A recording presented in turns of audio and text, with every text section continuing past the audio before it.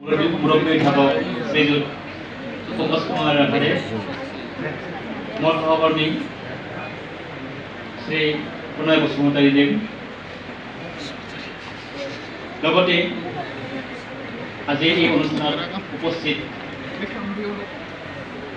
বাণিজ্য শাখাৰ ষষ্ঠ ষান্মাসিকৰ যিসকল ছাত্ৰ আমাৰ মহাবিদ্যালয়ৰ পৰা এইবেলি বিদায় গ্ৰহণ কৰিবলৈ আহিছে, লগতে অন্যান্য ছেমিষ্টাৰসমূহৰ আৰু লগতে ফাৰ্ষ্ট ইয়াৰ আৰু ছেকেণ্ড ইয়াৰৰ সমূহ ছাত্ৰ ছাত্ৰীসকললৈ শুভেচ্ছা জনাইছোঁ।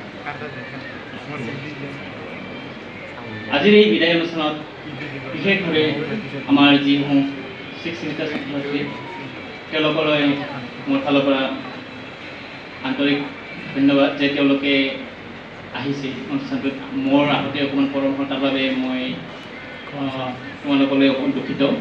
মই আচলতে আজি অনুষ্ঠানটোত মই কৈছোঁ, যোৱাকালি যেতিয়া যোৱাকালি নহয় নিমন্ত্ৰণ চাগে শুক্ৰবাৰে নিমন্ত্ৰণ ফ্ৰাইডে নিমন্ত্ৰণ পত্ৰখন যেতিয়া আমাক আগবঢ়াই দিলে মই কৈছিলোঁ যে প্ৰজ্ঞান যে মই অকণমান দেৰি হ'ব দেই, ৰবিবাৰে অকণমান কাম থাকে ঘৰত, বাকী কামবোৰ অকণমান সামৰি পেলাই বাৰু যি নহওক দেৰি হ'ল। যিখিনি ভাবিছিলোঁ অকণমান সোনকালে আহিম বুলি ভাবিছিলোঁ, তথাপি বেছিকৈ অকণমান দেৰি হ'ল, তাৰ বাবে I am sorry for this. বাকী তোমালোকক সন্মুখত দেখি ভাল লাগিছে, বহুদিন পিছত আটাইকে একেলগে দেখিবলৈ পাইছোঁ। যদিও বহুত ছাত্ৰ ছাত্ৰীক প্ৰায় লগ পাই থাকোঁ, তোমালোকৰ মাজত বহুতকে দেখি থাকোঁ বজাৰে ঘাটে বা ওচৰে পাজৰে লগ পাই থাকোঁ, যি নহওক তথাপিও ভাল লাগিছে এটলিষ্ট শেষৰবাৰৰ বাবে একেলগে দেখিবলৈ পাই। ইয়াৰ পিছতো নিশ্চয় লগ পাই থাকিম তোমালোকেও আহি থাকিবা অনুষ্ঠানটোত।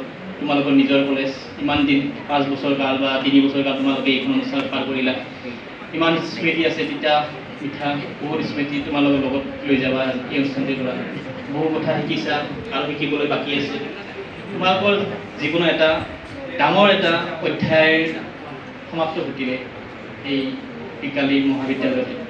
তোমালোকৰ যিটো আটাইতকৈ সুন্দৰ সময় যৌৱন কালৰ, সেইটো তোমালোকে পাৰ কৰিলা এই মহাবিদ্যালয়খনতে।